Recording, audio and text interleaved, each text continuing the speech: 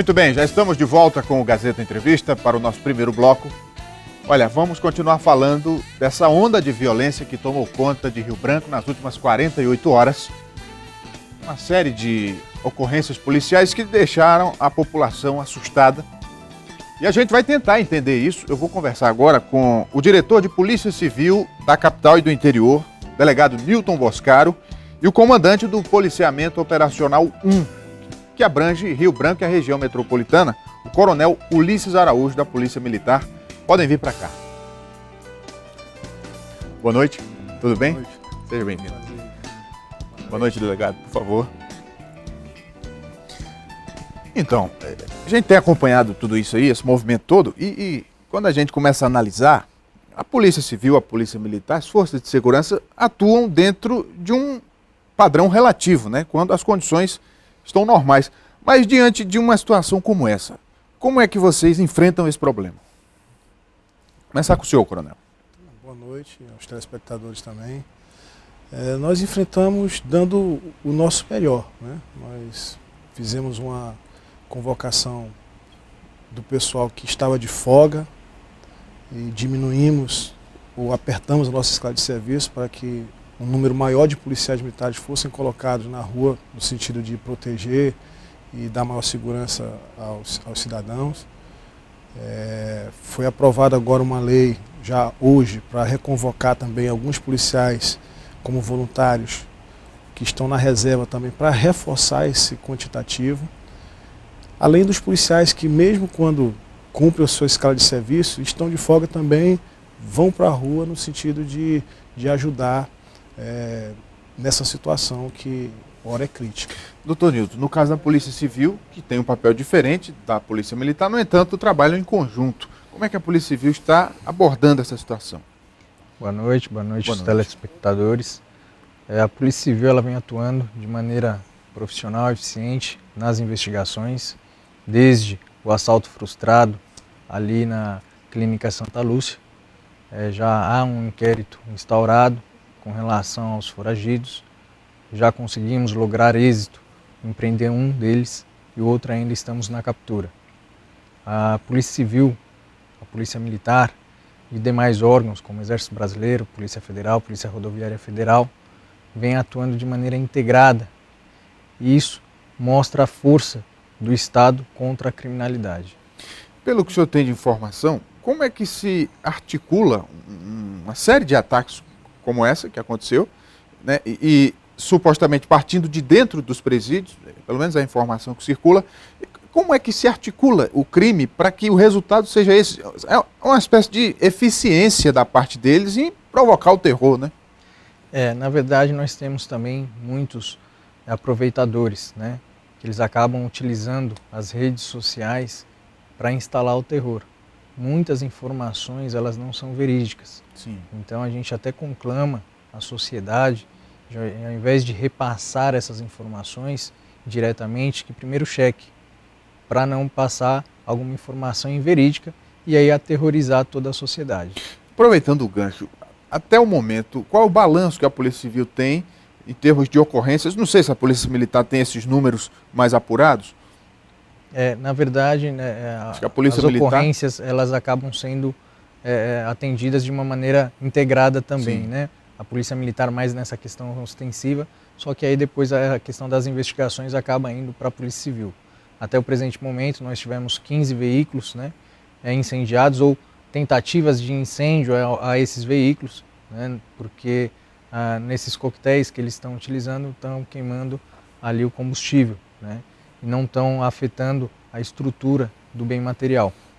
Então não tem causado tanto prejuízo aos particulares. Temos aí 3 casas também que foram alvos, né, de tentativas desses incêndios e 2 orelhões. E graças a esse trabalho integrado entre as forças de segurança, a gente já obteve um resultado positivo, né? Nessa madrugada, nessa noite de ontem para hoje, conseguimos prender 10 pessoas. Isso é um número expressivo, né? Sendo que trabalhamos desde ontem às 6 e estamos até agora para garantir à sociedade aí uma paz. Coronel Ulisses, no caso da Polícia Militar, que atende também as ocorrências, qual o balanço que o senhor faz, qual a perspectiva que o senhor tem nas próximas 24 horas? A perspectiva que nós temos é de melhoria e um maior controle dessa situação. Nós demos início imediatamente ontem com a revista no presídio. Então utilizamos 150 policiais militares, ainda tivemos apoio da Polícia Civil e do pessoal do IAPEM. E dentro dessa revista que foi realizada no interior do presídio, nós conseguimos retirar de lá 55 celulares. Importante porque é o que eles utilizam para comunicação aqui fora. Vários chips, apreendemos também drogas, apreendemos também algumas armas brancas. E também retiramos alguns que são considerados cabeça, que mandam naqueles pavilhões e que dão algumas ordens aqui para fora, através de celulares. Tiramos eles e isolamos eles num regime diferenciado, até que a Justiça e o Ministério Público tomem a decisão de retirá-los ou não aqui do Estado. Consequentemente, também realizamos várias operações de patrulhamento, de fechamento de pontes, várias barreiras nas entradas e saídas da cidade. E a Polícia Militar, juntamente com o apoio da Polícia Civil, da Polícia Rodoviária Federal, do Exército e de outros órgãos que compõem o sistema de segurança pública, né, atuou de maneira ininterrupta e vamos continuar da mesma forma durante esses dias. Atuamos até agora com 300 policiais, em torno de 300 policiais. Estamos aumentando mais 100 de hoje para amanhã e provavelmente ainda iremos aumentar o tanto que for necessário para que nós possamos realmente combater de maneira efetiva essa situação que nós não podemos jamais admitir que a criminalidade queira se enraizar aqui na nossa sociedade. Em relação à operação que foi feita no presídio, dezenas de celulares apreendidos. Como é que isso chega dentro do presídio em tão grande quantidade, na opinião dos senhores? Olha, é uma situação difícil da gente até tecer alguns comentários, né? Mas, infelizmente, nós somos obrigados a dizer que existe algum tipo de facilitação, porque o certo não seria. Então, pode haver facilitação, pode haver falha na própria busca pessoal que é realizada, né? Então, esses são os principais fatores que nós entendemos que pode ocorrer. Doutor Nilton, no caso da Polícia Civil, tendo esse episódio como parâmetro, uma experiência, no que a polícia vai se debruçar para que isso não aconteça novamente? Como foi dito, assim que ocorreu esse fato, esse roubo frustrado na Clínica Santa Lúcia, foi instaurado um procedimento flagrancial em relação aos dois indivíduos que tinham sido alvejados e posteriormente vieram a falecer no hospital, e foi instaurado um procedimento para apurar a conduta, né, dos outros dois foragidos. Então, existem já algumas demandas judiciais em andamento e aí a gente está aguardando aí algumas decisões também da Justiça. Essa informação de que tem ligação com uma facção criminosa procede? A Polícia Civil tem informações sobre isso? É prematuro para afirmar de maneira categórica que existe ou não a participação das facções. Até porque também existem pessoas que acabam se aproveitando da situação, né, e manuseando ali alguns coquetéis molotovs caseiros, né, independente de ação conjunta, e acabam querendo ali causar o terror na sociedade acreana. Mas as investigações da polícia, de algum modo, trazem as ramificações, né? Como é que esse grupo está articulado? Porque uma questão, por exemplo, isso foi de fato uma retaliação à morte daqueles assaltantes? Então, nesse caso, a investigação ela ainda está em curso, né? Nós temos aí o prazo de 10 dias a partir da segunda-feira para concluir. Então, fica difícil nesse momento, 3 dias após o fato, a gente ter uma resposta, até porque seria irresponsável da minha parte, né? Há elementos, há indícios que pode haver, né? Mas o mais importante é a gente chegar nessas autorias e dar a resposta necessária que a sociedade requer. Coronel Ulisses, diante de tudo que está sendo colocado na mídia, nas redes sociais, a gente está debatendo o assunto aqui, tem essa questão da ameaça das facções aos policiais. No caso da Polícia Militar, como é que a instituição recebe isso? Nós recebemos da seguinte forma: para toda ação tem uma reação. E com certeza a nossa reação vai ser proporcional e com toda a força necessária para coibir não só ameaças policiais, mas ameaça a qualquer cidadão ou a qualquer cidadã aqui de Rio Branco, do nosso estado. Nós não vamos admitir em nenhum momento que qualquer pessoa tenha a sua integridade física afetada ou abalada, tanto que durante toda essa situação que tem ocorrido, né, nós não verificamos homicídios e nem pessoas que foram feridas. Nós estamos realmente dando prioridade à preservação da vida das pessoas da nossa sociedade. E nesse caso, o que os senhores têm a dizer à população? Porque o cidadão fica acompanhando tudo, uns se envolvem mais, outros nem tanto, mas de algum modo todo mundo fica sabendo, né, toma conhecimento. Nesse momento, qual é a postura da sociedade, do cidadão que acompanha tudo isso? Na verdade, o cidadão tem que manter a calma, né? Permanecer tranquilo. É uma situação que fugiu da normalidade, mas está sob controle, até porque as forças de segurança já estão atuando de maneira efetiva e com toda a força necessária. E se for preciso utilizar de mais força, também iremos utilizar. Além de todo esse aparato de policiamento que estão na rua, nós também colocamos vários policiais à paisana dentro dos ônibus para estar realmente verificando e plotando alguma situação de delito para que possa realizar as prisões. Então, as pessoas podem estar seguras que nós estamos fazendo o possível, né? E se for necessário, faremos o impossível para que nós possamos lograr isso nessa luta. A Polícia Civil, delegado, eventualmente o cidadão que é vítima de uma situação como essa, né, tem o desejo de que uma resposta seja dada de forma rápida. E a Polícia Civil tem lá o procedimento, vai registrar um boletim, de repente vai fazer uma perícia, enfim, e acaba gerando uma certa frustração no cidadão que procura a polícia. Nesse caso, como administrar isso?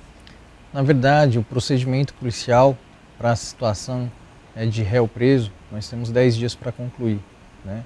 E de réu solto, 30 dias. Toda investigação ela é muito complexa. Algumas, elas têm algumas facilidades, outras dificuldades. Mas a resolução dos problemas que envolve atos criminosos aqui no estado tem sido excelentes, né? Temos números que demonstram isso. A sociedade, pegando um gancho da pergunta anterior, ela pode ajudar e deve ajudar denunciando. A segurança pública, ela não é responsabilidade apenas das polícias, ela é de responsabilidade de todos, né? É o que preconiza a nossa Constituição Federal. E o cidadão, ele tem esse dever de cidadania de ajudar, denunciando. Se souber de algum fato criminoso ou souber que algo vai acontecer, denuncie. Tem 181 e tem 190.